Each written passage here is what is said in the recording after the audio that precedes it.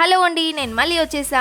ఈ రోజు వీడియోలో సన్నపు కారపూసని ఎలా చేయాలో చూపిస్తారండి. ముందుగా ఒక బౌల్లోకి 250 గ్రామ్స్ శనగపిండిని వేసుకుని అందులోకి 4 టేబుల్ స్పూన్ వరకు బియ్యం పిండిని యాడ్ చేయాలి. అలాగే హాఫ్ టీ స్పూన్ వరకు ఓమ పౌడర్ ని చేసి ఇందులోకి యాడ్ చేయండి. అలాగే టేస్ట్ కి సరిపోయేంత సాల్ట్, 1 టీ స్పూన్ కారం, పావు టీ స్పూన్ పసుపు, 1 టేబుల్ స్పూన్ ఆయిల్ ని వేసుకోవాలి. ఇప్పుడు అంతా కలిసేలా బాగా కలుపుకోవాలి. ఆయిల్ ని వేడి చేసి వేయాల్సిన అవసరం లేదు, నార్మల్ ఆయిల్ ని వేసినా సరిపోతుంది. పిండి అంతా కలుపుకున్న తర్వాత మరీ గట్టిగా కాకుండా మెత్తగా కలుపుకోవాలి. ఇంత మెత్తగా కలుపుకుంటే సరిపోతుంది. ఇప్పుడు కారపూస గొట్టం తీసుకొని సన్నపు హోల్స్ ప్లేట్ ని పెట్టుకోవాలి. పెట్టేసి ఈ గొట్టానికి కూడా ఆయిల్ ని అప్లై చేసేసి పిండిని పొడవుగా చేసి ఈ గొట్టంలోకి పెట్టి పిండి మరీ నిండుగా కాకుండా గ్యాప్ ఇచ్చి పెట్టుకోవాలి. ఇప్పుడు డీప్ ఫ్రైకి సరిపోయేంత ఆయిల్ ని పెట్టి ఆయిల్ చక్కగా వేడైన తర్వాత ఆయిల్ లోకి ఇలా ప్రెస్ చేసుకుంటే సరిపోద్ది. చాలా చాలా టేస్టీగా నోట్లో వేసుకోగానే కరిగిపోతాయి. సో ప్రెస్ చేయడం కొద్దిగా ఇబ్బందిగా అనిపించి నేను మా మామయ్యని వేయమని చెప్పాను. టేస్ట్ అయితే చాలా బాగుంది. సేవ్ కారపూస.